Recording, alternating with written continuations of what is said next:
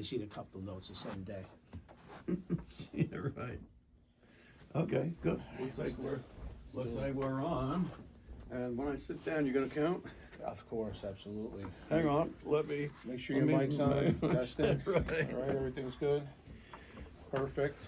Cool. All right, you ready?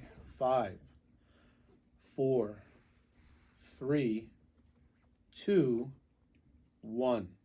Hello, friends. Welcome again to the Jersey Alchemist. I'm your host, Dr. John Gerard Gallucci. And I'm Philip D'Angelo. Another day, another podcast. There you go. What's on the agenda for today, brother? Well, I think with our last episode, we touched on your book a little bit. We did. And your foundation of your career, how you started. Yeah. And we ended up talking about the beautiful Franny, your sister. Yeah. And I think we'll go back to the book a little bit. There's some Okay. interesting stories in there I'd like to talk about, and I think some of the people out there would like to talk about. Listen. Here we Shoot. go. Okay. So in your book, John, we discussed how many surgeries you've done. Okay. So to You write mean throughout the book, my career. throughout your career, Yeah. correct. So to write the book, how did you pick from all those surgeries which ones to put in there? I mean, that's a there good had to question. be Yeah. a lot of choices, and you must have felt like you said the last episode of the director's room, the director's cut of a film. Yeah. How did you leave some people out? Right. Well, the original manuscript of my book was 155,000 words, and I really just kind of stopped at that, because once you start flowing with the stories of your life that are real and they're just amazing stories, where do you stop? Right. So the editor, when the editor got the first squeezing of the grape, I would call it, my manuscript, it was 155,000 words. And he said, oh, no. He goes, nobody wants to read, a 500-page book. And I said, why not? I said, I've read books that were 1,200 pages. True Life in God was 1,124 pages. A Course in Miracles was, I think, 1,200 or 1,400 pages, and it kicked off all the subsidiary books that kind of study the original work. How many pages are in a Sports Illustrated? I have no idea. That's how many pages I've read. So there you go. Okay. Okay, fair enough. So, so how did I choose? Yeah, like which stories I put into this book, and there's many more books in my heart and mind. Absolutely. I think I went with the stories that I thought had really great spiritual impact, stories that were just kind of like, what? Like, are you kidding? So to reiterate, the title of the book is My Life with God, and that did not help sales of the book. People seem to kind of turn off to that title, like, oh, who's this guy who thinks he's got some right to write about his life with God? Well, guess what? Get over yourselves, folks. There are people who actually live their lives with a connection to their creator. I got news for you. My creator is not different than your creator. It's the same creator. The subtitle of the book is, of course, I think, what really gives people a clue. The subtitle is A Pediatric Surgeon's Supernatural Journey While Healing Sick Children. Supernatural journey. If you think that anything supernatural or beyond the natural is just fictitious bullshit woo-woo, it could be. There are those people out there who would just kind of pile that on just to get views, just to sell a product. That is not what's happening here, people. It is not. I promise you, with my heart, my mind, my body, and my soul, I am here on this earth to literally help bring light to a dark world. So, some of the stories are just undeniably spiritually, supernaturally charged. Just a case in point, there's a chapter in my book that describes how diligently I worked on the first cadaver that I ever saw in my life. Cadaver is a real human body, and the people while they're still alive, donate their body to science. How old were you when you hit that? Well, I was in dental school at that particular time. So Okay. I went to dental school first before med school. And after a year of dental school, I had a great time living in Manhattan, ate lots of Chinese food and lots of pizza. I met the girl that ended up becoming my wife. Wonderful. But everything has a purpose, and there's no lament, there's no hard feelings, nothing. We subsequently divorced in 2012 after having 3 fabulous kids. Beautiful. And kids. you know what? And we're good. We're good. We're more than cordial. As a matter of fact, when my middle child was the captain of her UMass Boston women's varsity collegiate ice hockey team, we would all go up to Boston and we would watch the games and cheer and scream and yell. And at the end of the night, all of us, the ex, her boyfriend, me, we're all out at some bar or at some restaurant hooching it up and having a great time. So yeah, it was a celebration of everything. So no hard feelings. Everything happens for a reason. But the stories, the first cadaver I worked on. You had to be a little intimidated, or you're like, No, I wasn't intimidated. There were 146 of us in our dental class, and there was an anatomy lab, and I think there were like 40 or 50 stainless steel tables on rollers, and everybody had their own station, and each station had 4 people, sometimes 5 if the numbers were odd, and you kind of had your own cadaver. And so we started working on that cadaver. And I, of course, being the empath that I am, and I don't think another cadaver in that room came with any identification on it. They're not supposed to, okay? My cadaver came with the name of the hospital, the day he died, wow, and his first and last name. And I was like, whoops.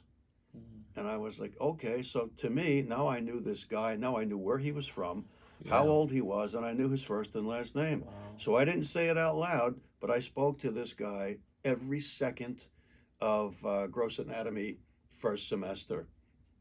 And it was the night before, I think, our final exam.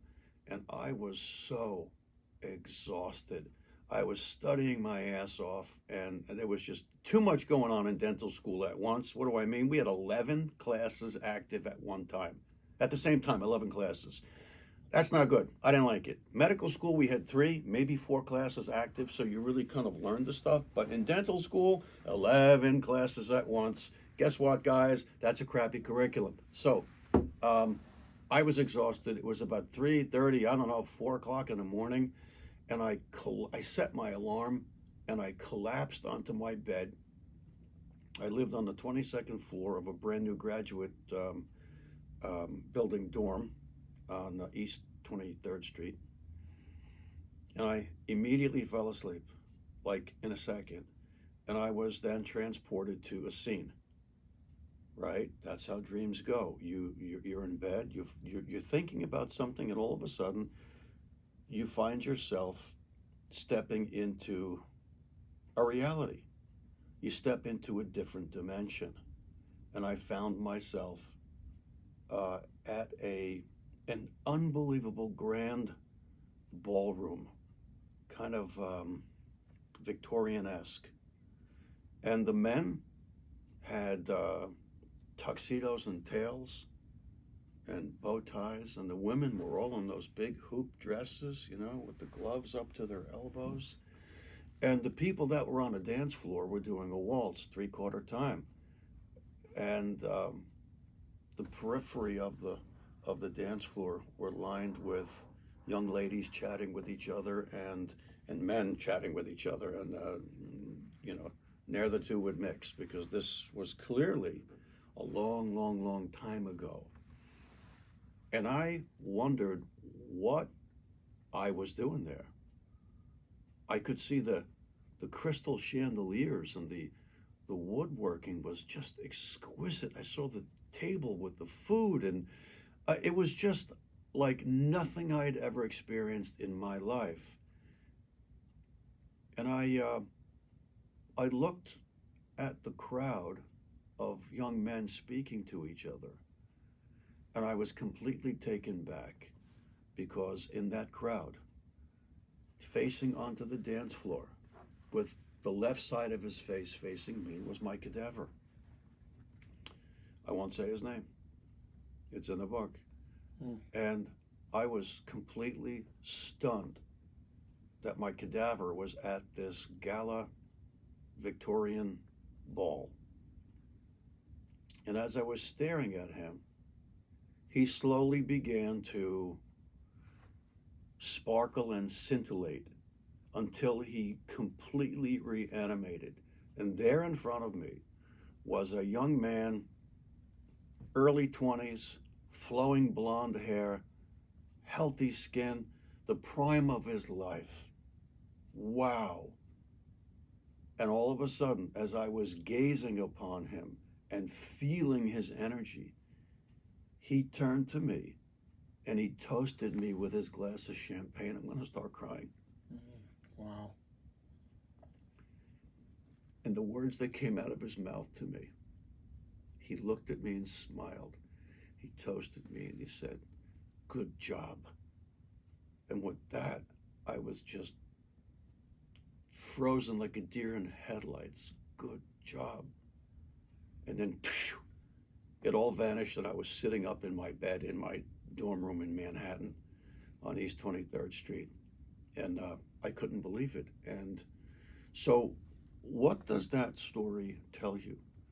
Is that just the fanciful dream of somebody who thinks metaphysically? No. Maybe for others it might be that way, but not for this guy. Not for me, not for somebody who's been in and out of this dimension in a supernatural way since before I was born into my particular family, before I became John Gerard Gallucci.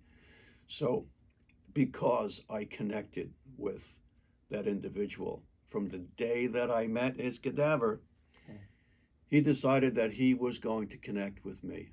He was going to connect back. He was going to return the favor. And he showed me where he is now. So please, friends, don't ever think that the skin that you're in is the last and the end all. That is absolutely not true. And then I see these academic types on YouTube. Could there be evidence for the soul? I want to find them and slap them around. How stupid can you be? The smarter you are and the more educated you are, does that mean you become more and more stupid? Are you kidding? We are eternal beings, Philip. Absolutely. I know you know that. 100%. And we are merely invading the temple, which is our body. Our Holy Spirit invades the temple, and we have a temporary physical experience. So my dear friend that gave his body in his physical death returned the favor by me speaking to him and giving him life, so to speak. He returned the favor and then turned around and reconnected or connected with me and let me know how pleased he was that everything was good. And he is in a place that's so beautiful, so much more beautiful than where we're at right here. So please understand that all of that's true. Wow, that's a great story. Yeah. And let's not forget, John, I mean, this has been going on for a long time with academics, and really in every field. There's some people that are so drilled down on what's in a book that they can't separate that. They can't distance themselves. They can't go out of those confinements that are in those pages. Yeah. And that's a perfect example. Like, Yeah. wait a minute, where does it say, right. spiritual? No, it's not in that book. Right. So they can't. They're not. What's the word I'm looking for? They can't expand. They can't, open their mind. Can we talk for a bit about free thinkers? Absolutely. Okay. I have something to say about everything. That's okay. That's why we're here. That's who Why I we're am, here. right? Free thinkers. What does it mean to be a free thinker? Every person that's born into this realm was born with free will. There are those people on this planet that want to steal your free will. There are those people who would want you to cease your free thinking. How does that manifest? Well, if we just go ahead and cease becoming or being the free thinkers that we were meant to be, that means that we take some particular dogma, some particular algorithm, and we take it, we hit it like a largemouth bass, and we just swallow that bait, hook, line, and sinker. And the hook gets stuck not in our mouth, but all the way down in our stomach. It ain't never coming out. For God's sakes, people, always be a free thinker. So, the whole issue about free will being stolen, are you under surveillance, people? How many out there think that we're not under surveillance and it doesn't matter to me because, I don't do anything that's illegal, so what would it matter? The people who are terrorists and the people who are doing things that are illegal, well, they should be the ones that fear being under surveillance. No, my friends, you all should be afraid of being under surveillance. All of you should. We'll get into in another episode how you're being surveyed. That's not the point of this particular episode, but Free thinker. Right, free thinkers. I really can get lost in the story. That's okay. Well, you're going to see me do this over and over and over again, and you're all going to laugh and go, "Oh, you just got lost, down a side rabbit hole." I try and tell Johnny, if I'm ever talking to somebody, we're having a little debate, I end up using the word think. Yeah. Think about what you're hearing. Right. And follow up on it. If you're hearing something, digest it. Understand where it's coming from, and then do your research and see if what you're thinking about or what we're discussing is really what you had in mind. So let's go back to the free thinking. Thank you. Thank you. That's why I'm here. Listen, it's perfect. Perfect combo. Please understand that,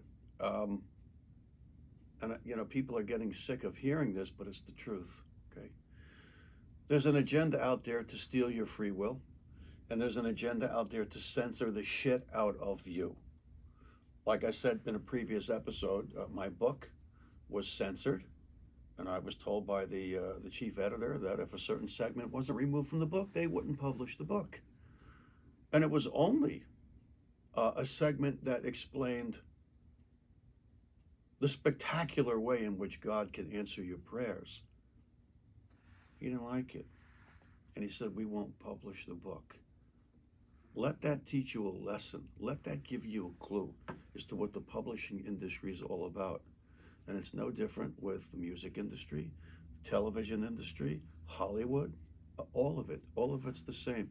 So you got to be a free thinker. Now, when the mainstream media starts crushing us morning, noon, and night with issues of a microbiological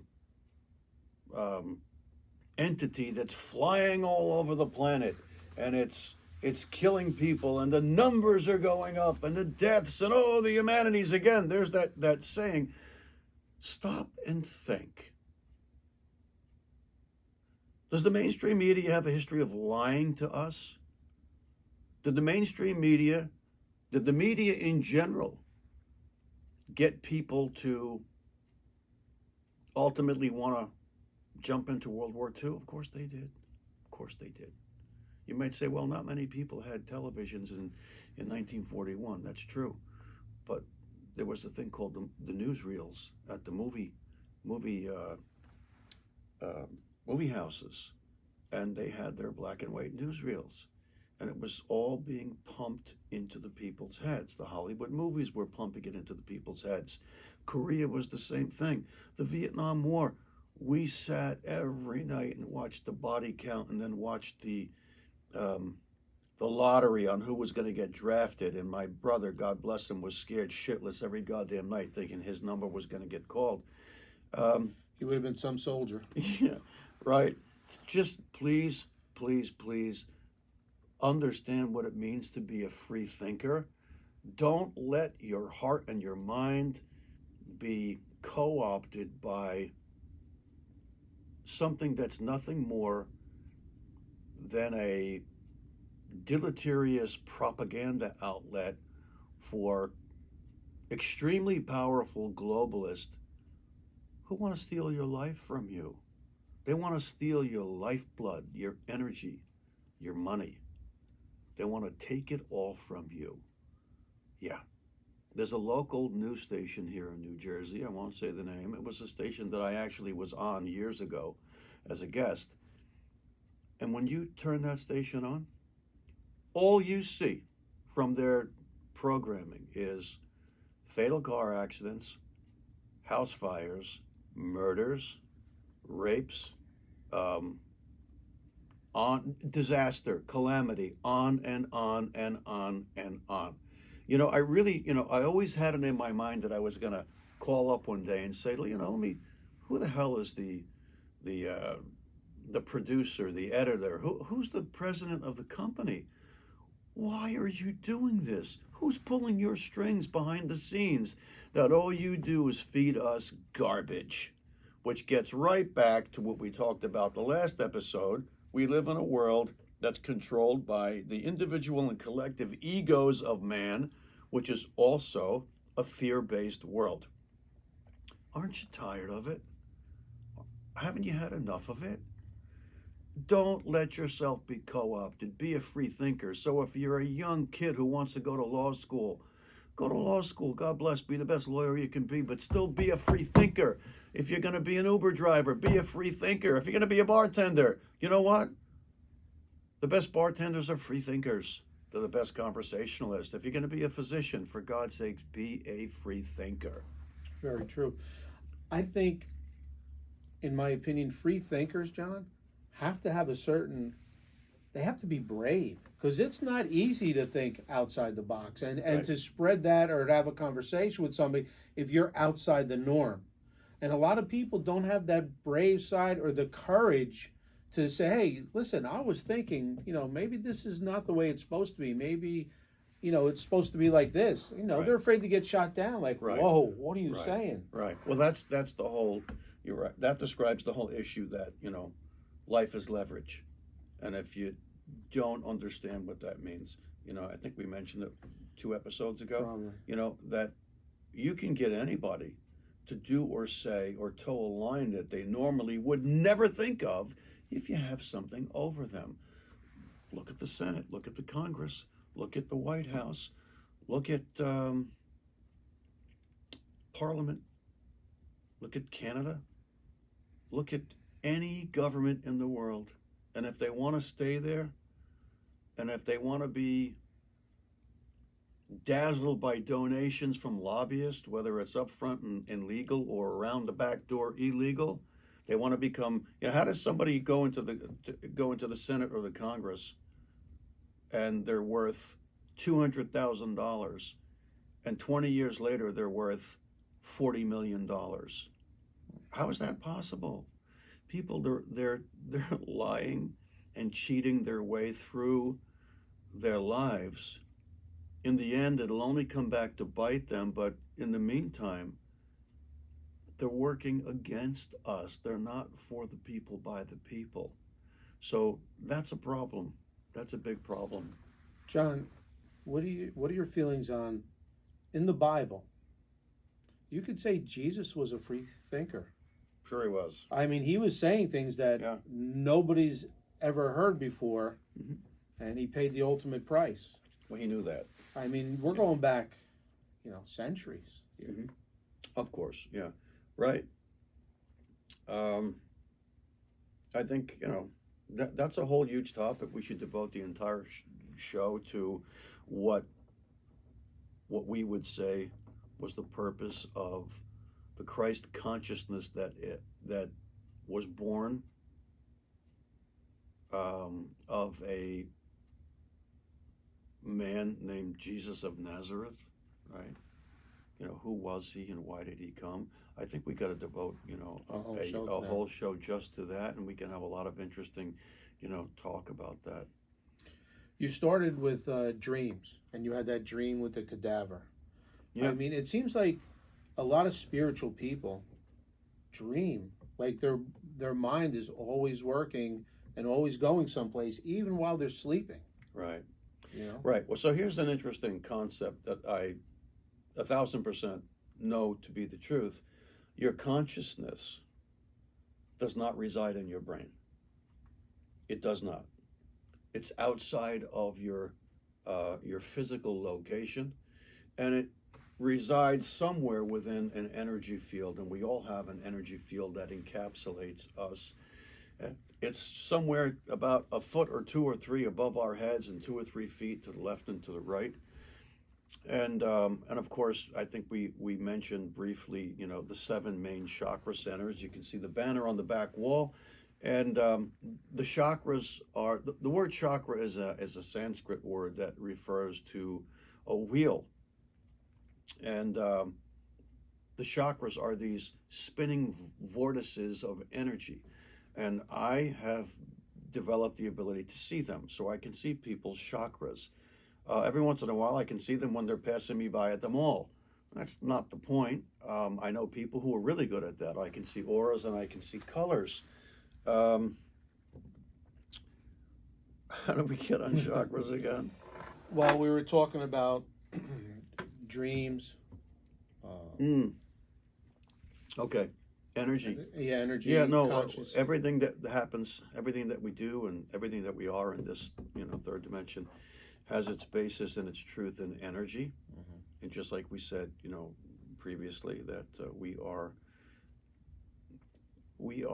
fractals of the Creator. The Creator is pure love energy. It's the creative, magnanimous energy of the universe. And we are fractals of that greater whole. And a fractal means a complete tiny piece. We're not lacking. Oh, there's an interesting concept. We are not lacking. We're not.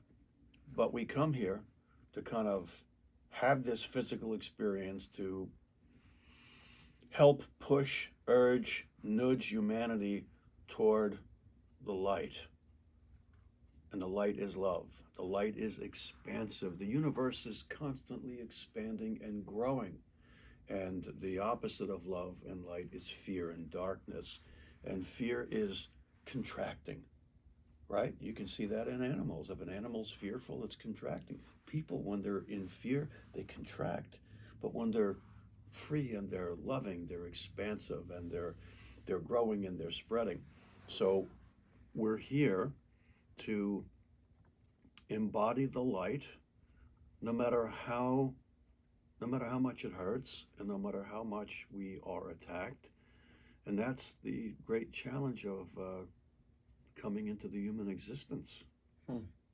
Is it hard for people to develop that energy and develop that that spiritual and mental side? I mean, does it take time? Is it just an awakening of some sort? Yeah, I think that we're all somewhere different on that long and winding road. There are people who are here and they're newbies. It's a first go around for them. That doesn't mean they haven't been elsewhere. Yes, I am a believer in reincarnation. I don't believe it, I know it. And, most of us have had many, many lifetimes in the flesh. You come back as a man, you come back as a woman, you come back as a rich man, poor man, beggar man, thief. And I think I've been all of them. It doesn't in one lifetime, right? Right. Good point. Right, but we now that's another episode. What about reincarnation? Yeah, sure. That's interesting. Yeah, it is. It's a fabulous topic, and the powers that be don't want you to have the answers. That's why they'll do some ridiculous, production, on on a Wednesday night, such and such productions about, reincarnation. And they'll go back to ancient Egypt and then to ancient Greece and then to the Roman Empire and then this and that and to Islam and Christianity and Judaism, and they'll hit around the concept of reincarnation like a shuttlecock on a badminton game. Bang, bang, bang, bang, bang. And it's got you hanging on like they're gonna teach you something, they're gonna give you the truth. They're not gonna give you the truth. They produced that special so that they can raise money by their sponsors and get people thinking. And probably when it really works good on their end, they've kind of hooked you with that thought, but they're never going to lead you to the water and allow you to drink of the truth. Never. They're always going to end the show with more questions. So at the end of the show, so we may never know if reincarnation exists. They don't want you to know the truth.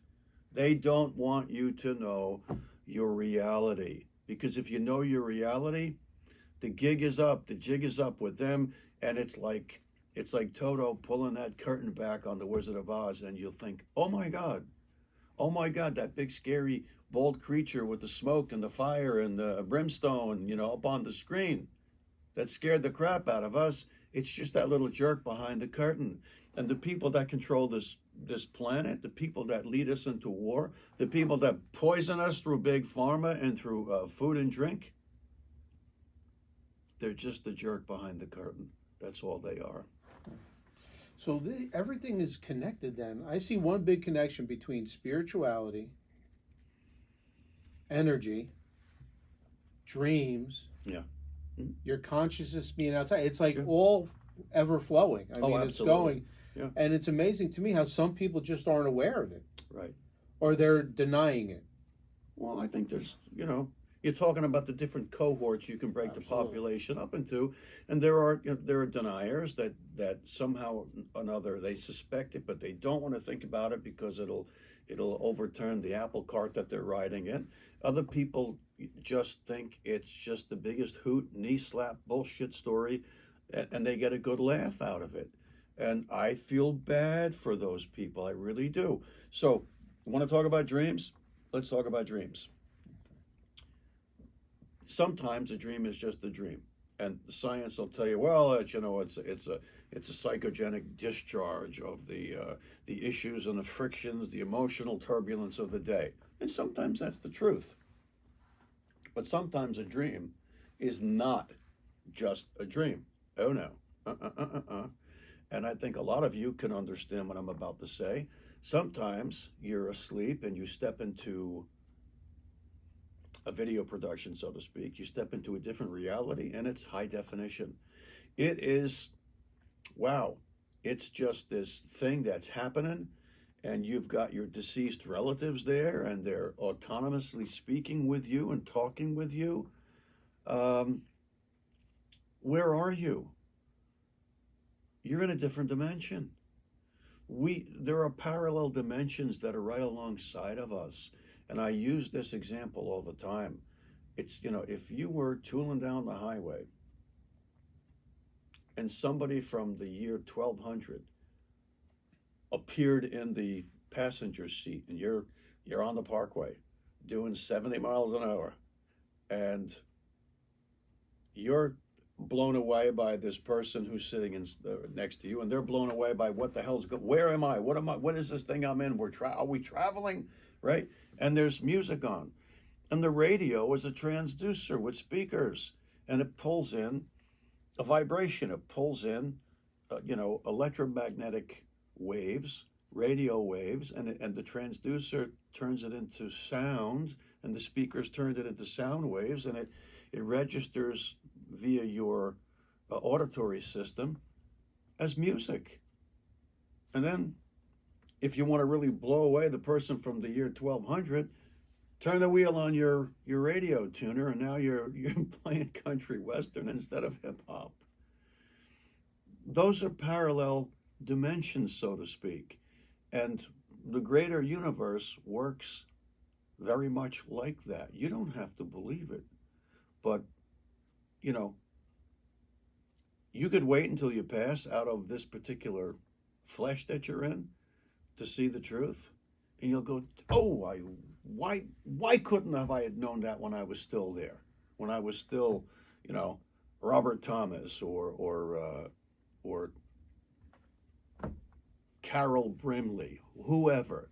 Geez, it would have been such a big help if I just knew that when I was still there. Well, people, guess what? Get over yourselves. You're living existentially in the third dimension, and there are parallel dimensions all around us. So when you dream, very often you merely slip from this dimension into another. That's it. So if you want to take it further, there's a chapter in my book. It's titled The Infant That Changed My Life. And I'm not going to get into the story of the infant per se, but on behalf of that infant who I tried to save his life because he was mortally wounded, unfortunately had his skull smashed in and his bowels perforated by blunt trauma. I took that baby in meditation to a place that I refer to as my healing mountain. It's this conical, big, beautiful mountain surrounded by a shimmering blue ocean or sea. And it's a place that I've been familiar with probably forever, transcending physical lifetimes, but certainly going all the way back to when I was a toddler, because I used to end up at the base of that mountain, and it was the same scene all the time. I was with a friend, and we were walking up these big, beautiful white granite blocks, and we would get halfway up and stop and turn around and feel the heat from the sun on our skin. We would see the white clouds floating by. We were at the level of the clouds on this mountain, and we would see the beautiful shimmering sea below us, and we would both acknowledge to each other how spectacular it was where we were and where we were going. And we would resume the trek up this mountain, and at the top of the mountain was a plateau and a stone altar. And behind the stone altar, I don't know, maybe a couple 100 feet, was a great columned building, like an ancient Greek building, like, you know, the Parthenon or the whatever, the Acropolis. And when we got to this big gray stone altar, we would look up and we were hit by a blinding white light, which just radiated all through us, and then the dream would end. And I had that vision over and over and over and over again as a small child. And then I started to have it again, going back about 10 years ago, and realized that that was my place in a healing realm to take sick and dying children.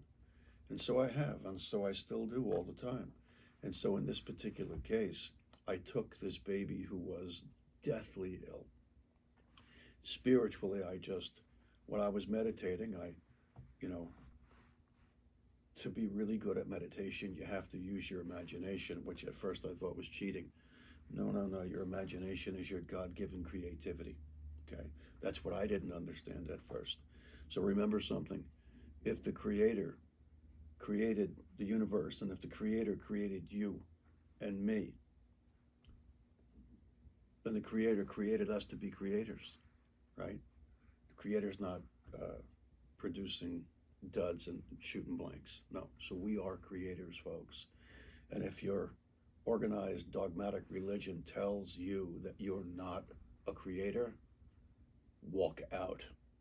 Because I promise you, you are a creator. You were meant to be a creator, which is why you need your free will and you need your liberty. Remember that. So I took this baby spiritually out of the ICU. He was in the pediatric ICU.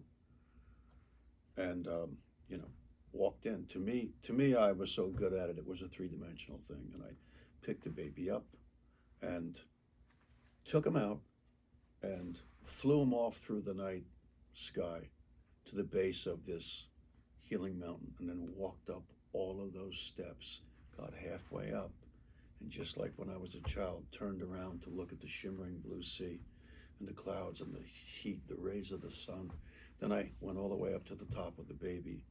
And when I went to the top and I was facing the altar, I did not anticipate that behind me there was a presence closing in on me, and they were in midair because this was a conical mountain and the steps were steep going straight down. So I turned around with the baby and I saw a speck out in the sky over the ocean.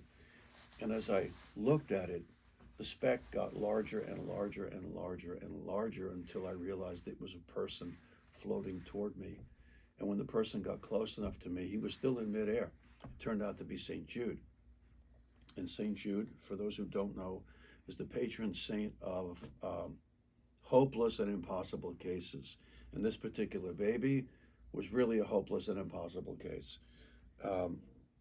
So he smiled at me and he spoke to me telepathically, because in other dimensions, speaking is not a physical act of vibrating vocal cords with wind that you produce with your diaphragms and your lungs. And he acknowledged the endeavor of taking this baby up to the healing mountain. And then he gestured for me to look over my right shoulder. And I wasn't sure what he was saying. And he kind of went like, look, just like anybody today would say, hey, look who's coming up behind you. And I, like this, and he went, yeah, like this. And I turned around, and over the altar was this cloud that came down over the altar. And now, full attention, turned around with the baby, looking at the altar with this cloud coming down over the altar. And as the cloud dispersed, there was a crucifix, a large life-size crucifix that was in this cloud. And as it got clearer and clearer, there was a person on that crucifix. And then I realized that person, it wasn't a statue, it wasn't some facsimile of a person. It was a person that was alive and well and looking terrific, not beat up, not scourged, not bleeding, no crown of thorns. It was Jesus Christ on that cross, wearing a beautiful robe with a soft rope. He had sandals, he had beautiful brown hair and a full brown beard. And he looked at me from the crucifix and smiled at me and just gently floated down. And the cloud and the crucifix disappeared. He stood on the ground in front of me 10 feet away, and I threw myself onto my knees, holding the baby. He knew I was there, but I began to sob uncontrollably, and I said, my Lord Jesus, I said, if there is a child that's deserving of healing, please, I beg you, heal this child. And he looked at me, and he looked at me with intent, and he looked at me with empathy, and he gestured like this. It was his right hand over his right shoulder, and he did this as if like beckoning for me to stand up. And I stood up, and I said, please, Lord and Master, please heal this child. That's why I'm here. And he gestured for me to hand him the child, and I handed him the baby. And he put his right hand under the baby's buttocks, and he put his left hand behind the baby's head, and he held the baby up. Now remember, this is a baby whose skull was smashed left, right, up, and down, and his bowels were perforated. I had already operated on him, and now he had a stoma, like a colostomy. And Jesus looked this baby straight in the eyes, communicating with this baby. And I threw myself onto my knees again, sobbing, I beg you, Lord and Master, please save this baby. This baby is deserving of being saved. This child is as innocent as they could be and a victim. He looked at me again to stand up, and he handed me the baby. And he said to me something that astounded me, because it was just vintage Jesus Christ of the gospel. He said, you heal him with the love that you have for him. And I was just like, I just gasped. Jesus Christ gave me my marching orders. You heal him with the love you have for him. And then I pulled the baby to my chest, and Jesus smiled at me and floated back up into the cloud and disappeared. and boom, I was back in my bedroom at my meditation table, completely blown away by what had just happened. That was not a dream that scientists would tell you was just some discharge of emotional gobbledygook from the day. That was a visitation. That was a spiritual endeavor, a spiritual moment that will never be forgotten. Now, let me explain to you how meditation works. Meditation, when done properly, and it's not hard, you just need to be tenacious with it.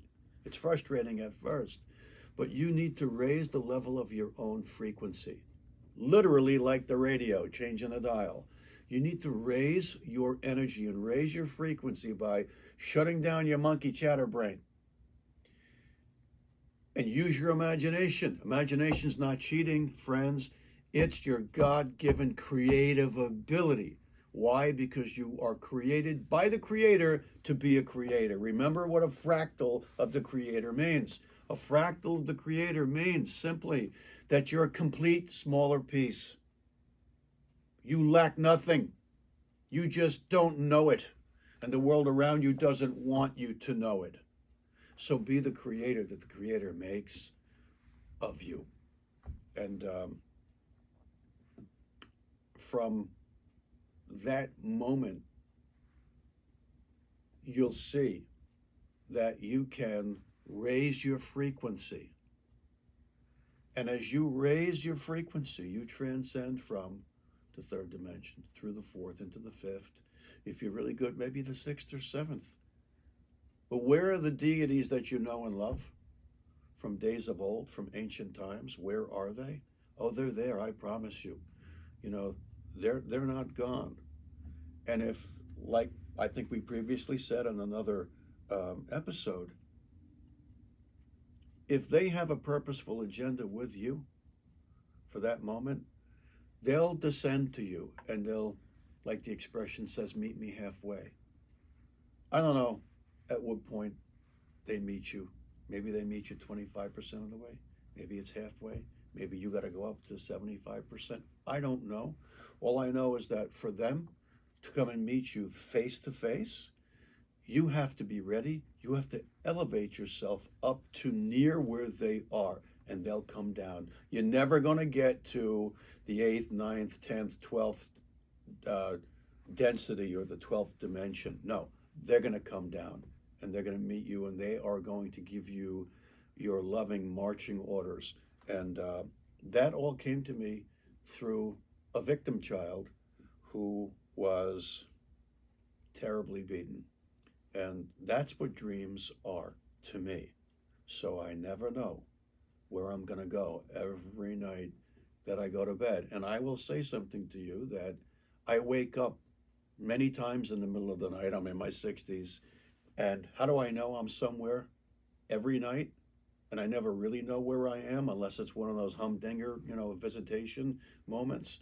It's because when I wake up to either turn over or to use the bathroom, I'm in the middle of a deep conversation with somebody somewhere. Where am I? I'm doing my thing in any given particular dimension. So what are the implications? It means that you have an existence and a life that's way beyond what's in front of your nose in the third dimension. It's like spiritual time travel. That's exactly what it is. Right. Yeah, I got lucky on that one. No, it's the truth, right? That was an amazing story. The outcome of that child, John? Well, the outcome of the child was... People, ladies and gentlemen, the story's amazing, but these are true stories. It's a truly infant that was suffering. Yeah. Oh, yeah. Big time. And the child had constant, never-ending seizures because of his terrible brain injury. Yeah. And so I made my mind up that when I went into the hospital the next day, the story's a little bit sticky because I'm not sure, even though this happened years ago, I'm not sure that it's over. But I figured I'd have to go in early to see this child, because I made my mind up in my heart and my mind that regardless of, understand where I was, right? I'm really the ultimate empathic healer. I was going to offer to adopt this child. This was a 4 or 5 month old baby with horrific brain injury, hemorrhages in his brain left and right, skull fractures, missing hair.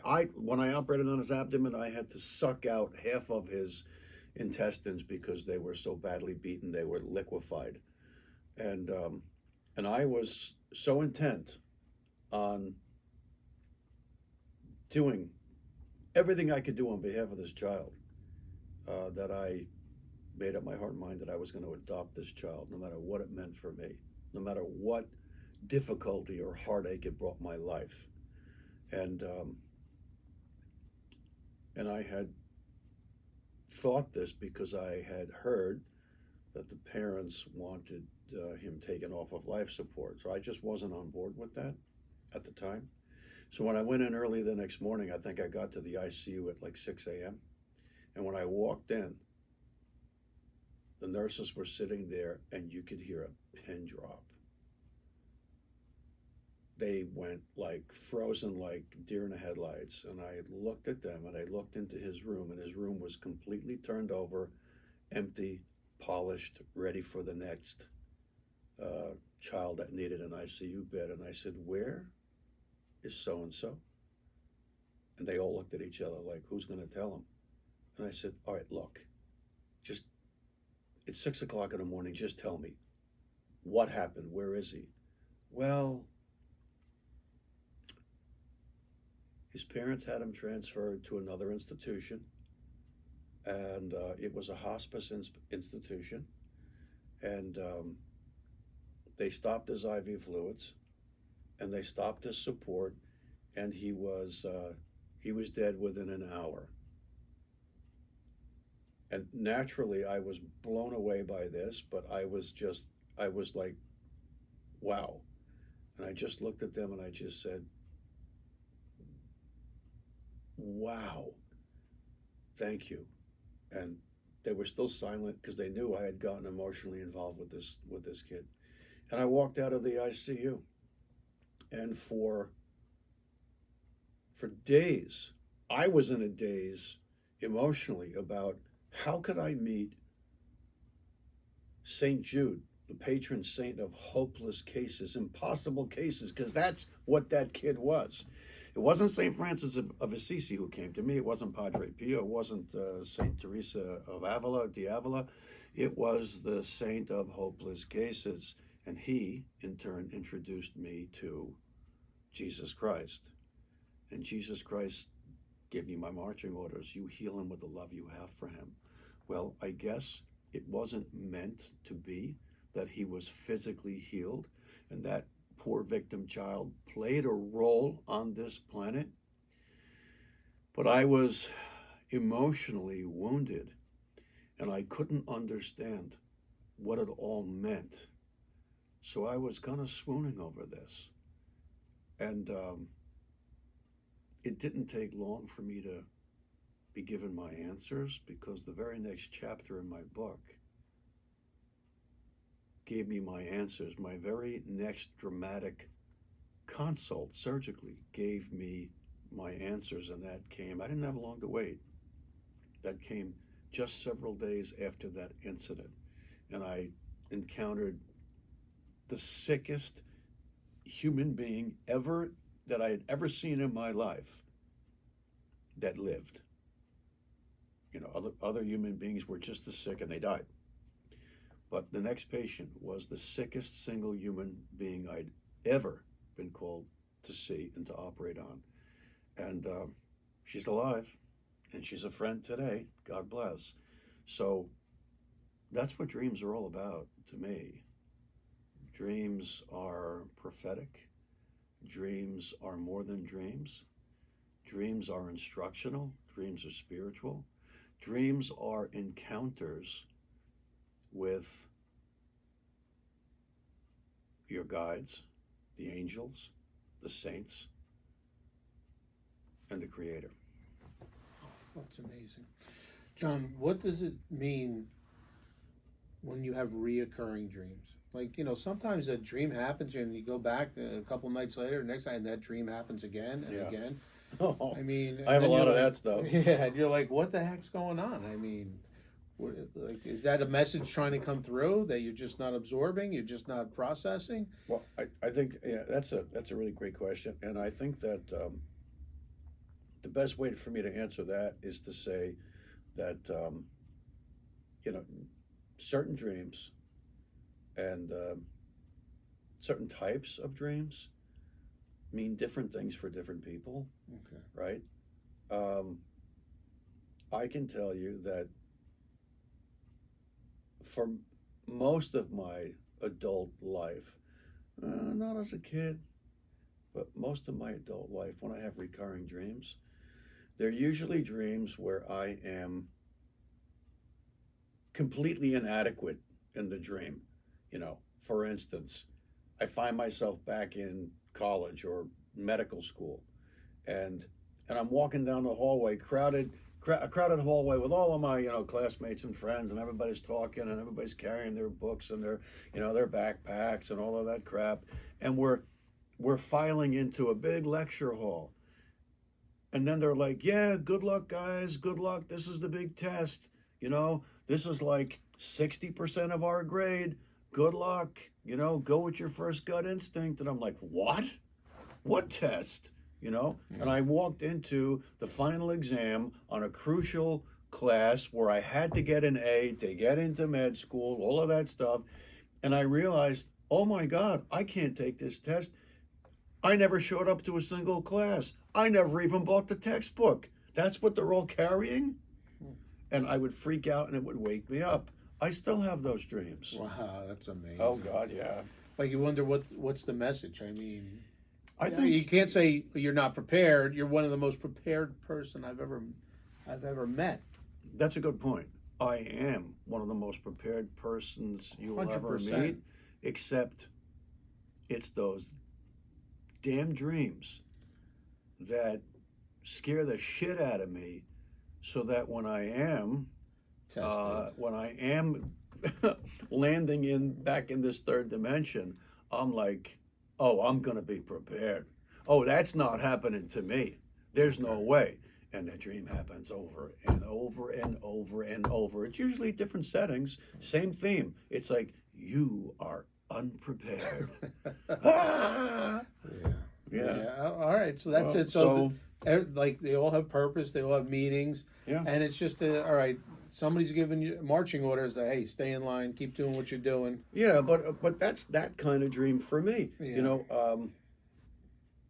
I'm sure that there are people. What does it mean when you're always being chased by that bully in third grade and you're 61 years old? I'm asking for a friend.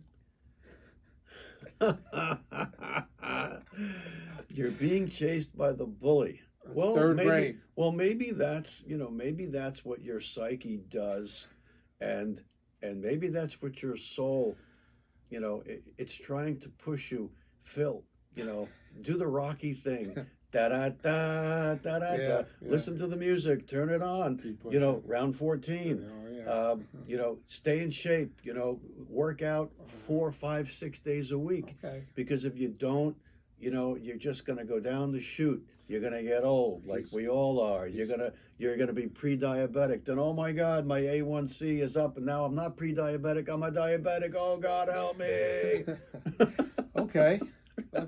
That sums it up. But you got to think about it like, what is it pushing me to do? Yeah. And for me, it's to always be prepared. Now, what if I started to have dreams that, that I had everything. What if I had a dream where I was constantly being confronted with meeting face to face somebody that I had a horrible experience and argument with?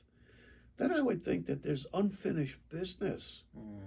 Maybe you need to gently approach this person to say, hey, listen, is it really that bad? Was I such a jerk?